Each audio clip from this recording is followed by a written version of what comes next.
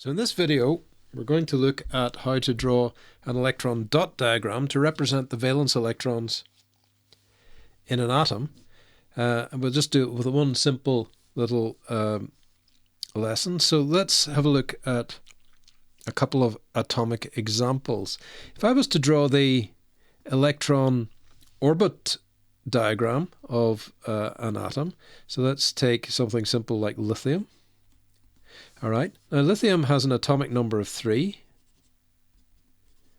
All right, so what I'm going to do is I'm just going to draw an orbit, and I'm going to put an electron in the first 2 electrons. So lithium has 3 protons, therefore it has to have 3 electrons inside her shell.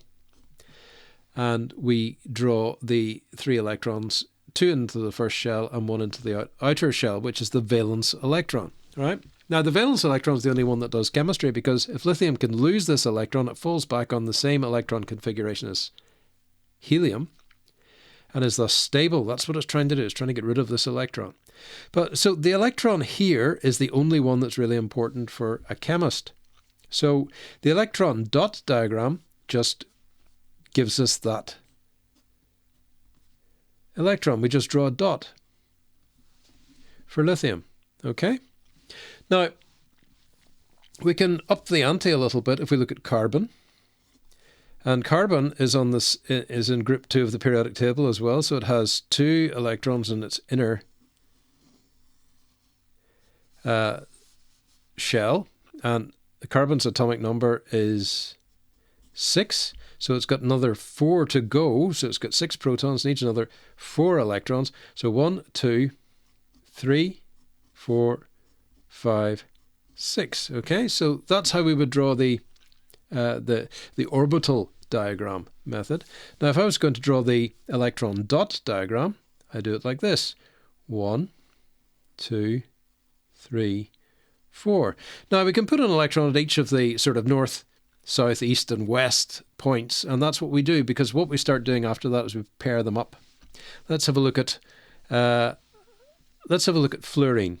Right, so fluorine, group 2 as well, 2 shells, 2 electrons in the first shell. What is fluorine's atomic number? Atomic number equals 9, right? So let's draw the next shell for fluorine. So 1, 2, 3, 4, 5, 6, 7, 8, 9. And you can see that the electrons pair up, except for this one up here. These diagrams might be a little bit small to see, but if we just do, this is another reason for doing the dots. It just makes everything really clear about the valence electrons. We don't care about these 2 electrons in the middle.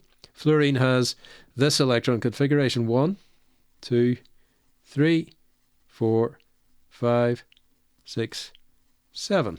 7 electrons in its valence shell. All right. Now, the interesting thing is, when we draw, if I was to draw chlorine down here, Cl, I'm going to need, chlorine has 3 electron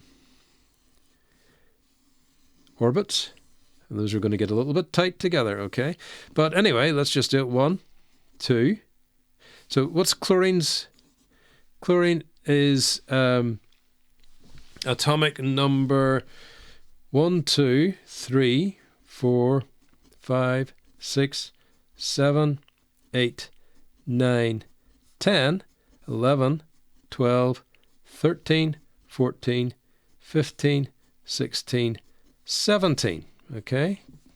Chlorine's atomic number is 17.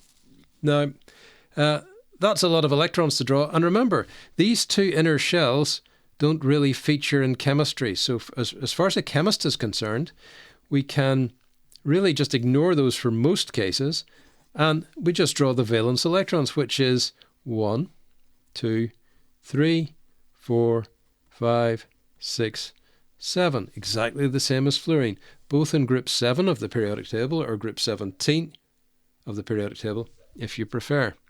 And they only need to gain 1 electron in order to achieve the same electron configuration as the noble gas nearest them on the periodic table.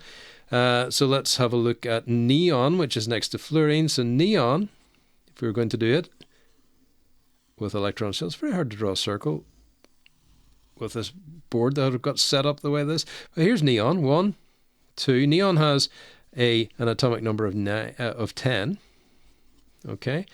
1, 2, 3, 4, 5, 6, 7, 8, 9, 10. So it now has 8 electrons in its outer shell. That means it's stable. We don't draw this very often because it doesn't feature very much in chemistry, but if we're going to draw the electron dot diagram, 1, 2, 3, 4, 5, 6, 7, 8. We don't bother with the inner shell, and we draw this. Now, chlorine and fluorine are both trying to get 1 electron to have the same electron configuration as neon, and when you look at these valence shells, it makes it all nice and clear.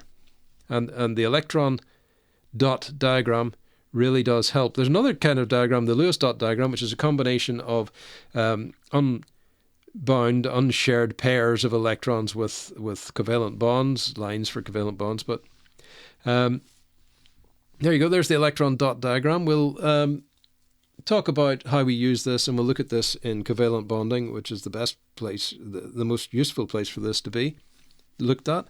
We'll look at that in covalent bonding in another lesson. Hope you enjoyed the video. See you next time.